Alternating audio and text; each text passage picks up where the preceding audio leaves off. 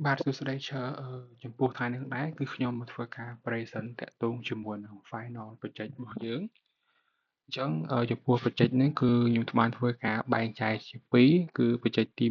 1គឺយើង automation ទៅលើម៉ាស៊ីនដែលមានដូចជា Jenkins SonarQube ហើយនិង Nexus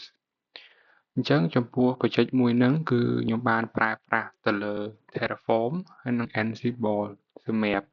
infrastructure provision ហើយនិង Ansible សម្រាប់ការ configuration អញ្ចឹងយើង start ពីយើងអត់មានអីសោះរហូតទៅដល់បានម៉ាស៊ីនចំនួន3ហើយនឹងមាន software ដែលយើងចង់បានហើយនឹងមាន domain ដែលយើងគ្រាន់តែប្រើប្រាស់មួយ command ដែលយើងតាក់ទងពី Terraform ទៅ Ansible អញ្ចឹងខ្ញុំនឹងធ្វើការ run មួយ command ហ្នឹងហើយយើងធ្វើការរង់ចាំដើម្បីយើងអាចទៅ test domain ដែលយើងបានដាក់ហ្នឹងនិង software ដែលយើងចង់បាននឹងផងដែរអញ្ចឹងខ្ញុំអាចដាក់ domain មួយគឺខ្ញុំបានចងនៅក្នុងចាស់ file នេះ sorry command មួយដែលខ្ញុំបានចងនៅលើចាស់ file នេះអញ្ចឹង just deploy ហ្នឹងហើយអញ្ចឹងគឺយើងអាចរងចាំទាំងអស់គ្នាដើម្បីឲ្យវាដើរទាំងអស់ណា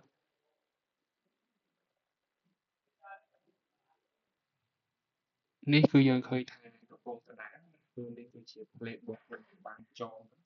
បានន័យថានេះគឺដល់ Ansible ហើយអានេះគឺ Terraform វាគឺមានឈ្មោះ domain មានអីផ្សេងៗទៅក្នុងហ្នឹងហើយកំពុងតែ playbook របស់យើងដើរអញ្ចឹងខ្ញុំអាច scope បានរហូតដល់ចប់បាទយើងអាចតេស្ត result បាននេះគឺ process ត្រួសត្រាសរបស់យើងគឺយើងបាន domain មួយណាបានន័យថានេះគឺយើងមាន domain យើងមានអី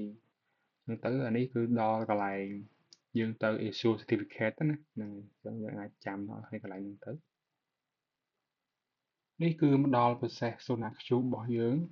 មាន IP មានទៅលើ port ហើយ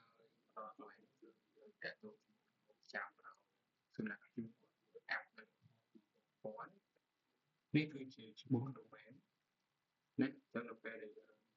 តែហើយគឺយើងយក domain ទៅដាក់នេះថាវាចេញតាម visa យើងចង់បានអត់អញ្ចឹងយើងមកដល់ install installation search អញ្ចឹង process គឺ start from scratch រហូតដល់យើងមាន research របស់យើងហើយចង់បានអូខេអញ្ចឹងខ្ញុំឃើញថា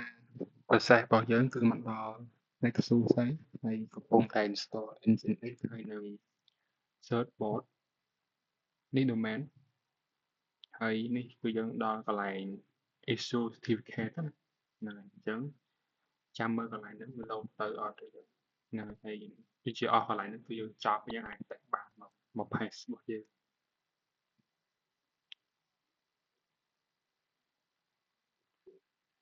អូខេអញ្ចឹងយើងឃើញថា play របស់យើងគឺយើងបានចប់ហើយគឺអត់មាន error ទេអញ្ចឹងដើម្បីអាចដឹងថាដើមរបស់ថាគឺយើងចាប់ផ្ដើមគឺខ្ញុំ start ពី Nexus មុនហើយទៅផាសទៅគឺឃើញអត់ដើរអត់អូខេនេះនេះគឺយើងឃើញថា Nexus របស់យើងគឺយើងបានដើរជោគជ័យហើយអញ្ចឹងគឺយើងអាចយកកន្លែង username admin ហើយ password នេះគឺយើង change បានពី password ចាស់ទៅពេលគឺយើងដាក់ password ថ្មីគឺទុកទៅក្នុងនេះយើងអាចយកទៅហាក់ចូលបានហើយនេះ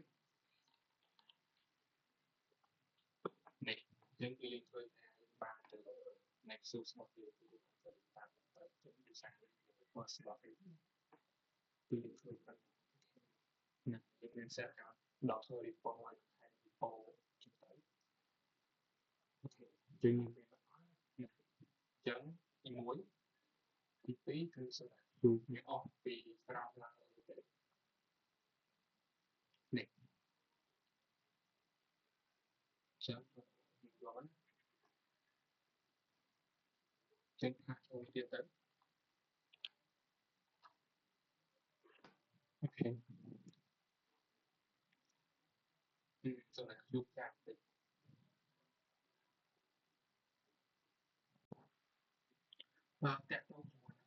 ជួបនេះដល់ពេលខ្ញុំចូលក្នុងកន្លែងតាម IP គឺចូលបានតែនៅពេលខ្ញុំចូលតាមដំណេកគឺចូលបានអញ្ចឹងកន្លែងនេះគឺតាមពេចពេលក្រោយកន្លែងដោយសារតែ code នេះគឺយើងបានបើកហើយទៅបាយជាបញ្ហាទៅក្នុង storage ផ្សេងៗព្រោះ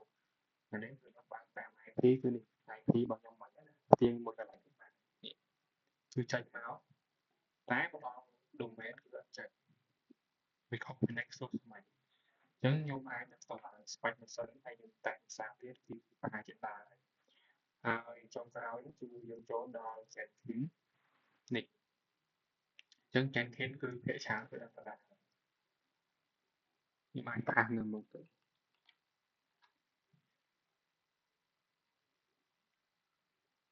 អូខេមិនបានចេញវាតាមឬក៏មកពីខាង VM អូខេឥឡូវបើសិនបើខ្ញុំយក IP នេះមកសាកដាក់គឺប្រកបជាដើរហើយគឺដើរតែ Nexus មួយ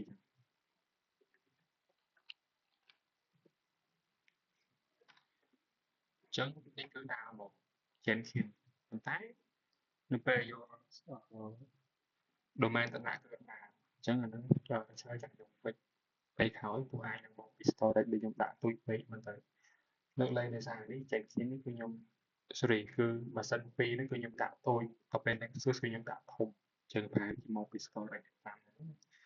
បាទចេះតែខ្ញុំពេចតាមកឲ្យកន្លែងហ្នឹងអូខេអញ្ចឹងចំពោះ page មួយរបស់យើងគឺយើងបានមកទាំង IP បាន domain ដើរមួយអញ្ចឹងIP ពីរផ្សេងនេះគឺដើរអស់ហើយអញ្ចឹងដំបូងគឺយើងអត់មានអីគឺយើងអាចបានទៅលើម៉ាស៊ីនទាំង3ទៅបាទអរគុណច្រើនច្រើនវីដេអូទី1គឺបច្ចេកទេស1របស់យើងគឺចប់ហើយ